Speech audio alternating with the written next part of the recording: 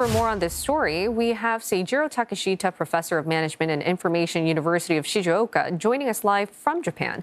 Now, professor, with public frustration over scandals and fatigue over the LDP, what does Takaichi's win say about where the party is heading?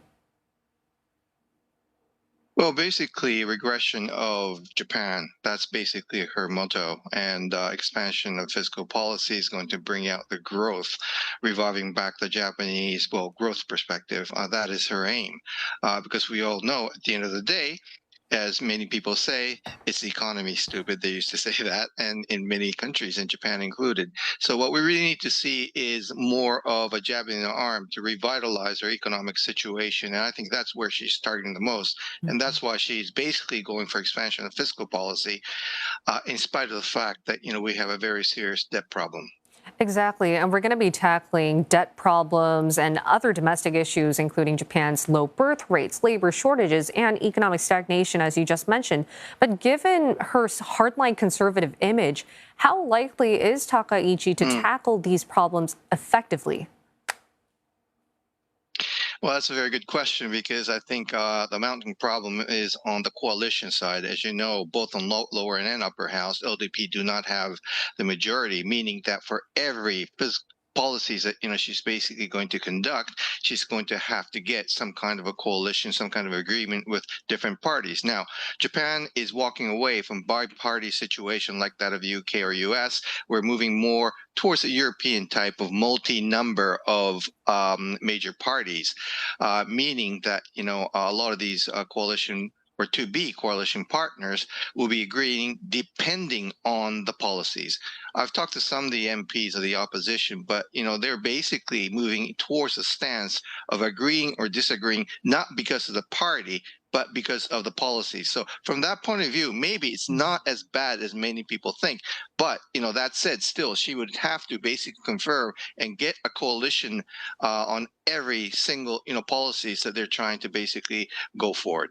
Right. So polarization in the political front. And she's also pushing for economic security, inevitably, that is, and major state-led Yeah. investment. But can Japan actually afford that given its debt and bureaucratic gridlock? Well, the latter part is always a problem, bureaucratic gridlock. Yes, we do have debt, but let's not forget that we also have a humongous amount of assets. And basically, worrying about debt excessively would mean that we're going to take same step as austerity measures conducted by EU, which was a total failure. Everybody now basically recognizes that you have to have growth to reduce the debt. And I think from that point of view, I think she's making a very logical methodology by the books in order to revitalize Japan. Of course, as you pointed out, yes, if you look at our demographics, obviously this debt problem is quite serious. But at the same time, let's not forget that you have to look at the both sides of the balance sheet. And from that perspective, I think she's definitely going for the growth revitalization plan, which is very similar to what Mr. Abe was trying to conduct. And shifting gears to her diplomatic approach, Takaichi is also known for her tough Mm, stance on China and defense. Is Japan's mm. public and business community ready for a more hard-edged foreign policy? No, they're definitely asking for that. One of the reasons why LDP has lost its seat, or I should say, a lot of smaller parties like Sanseito and Kuminto has increased their votes or their support is because of a very strong stance in the areas that which you just mentioned. For example, erection of Department of National Intelligence, et cetera, et cetera. All these problems, the Japanese are feeling. These parties have made it very clear that we should have a very firm stance. Now, that said, the problem with Japan is that we don't to start out with. So, many people consider Takaichi-san to be excessively hawkish, but that's really not the case. What Japan is trying to do is basically to catch up with other countries who have decent amount of national intelligence protection measures. So, those are the issues, again, that LDP has left off, in their consideration and therefore lost many seats. So I think obviously this is something that both the society and the corporation will be very willing to support. They've had many very bad experiences in this arena. So I think they are going to get Ms. Takaichi is going to get a very good support on that in this agenda. And speaking of public support and what the Japanese people want from potentially the next prime minister, the significance here is if Takaichi becomes one, she'll become Japan's first female prime minister. Yet, as you mentioned, some may evaluate her to be hawkish, but others more conservative or pragmatic. So what does that mix tell us about gender and power in Japan today?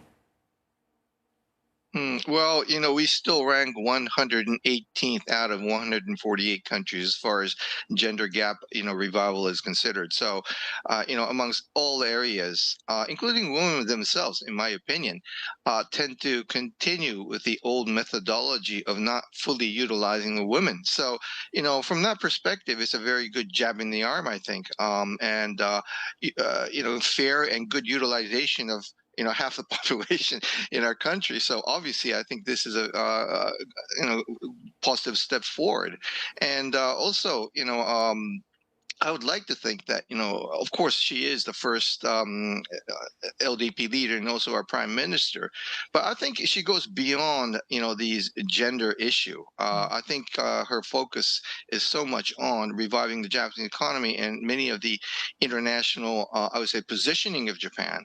Those are the issues I think that she really wants to bring rather than, she being a she. Not to mention, she's also struggling to restore trust.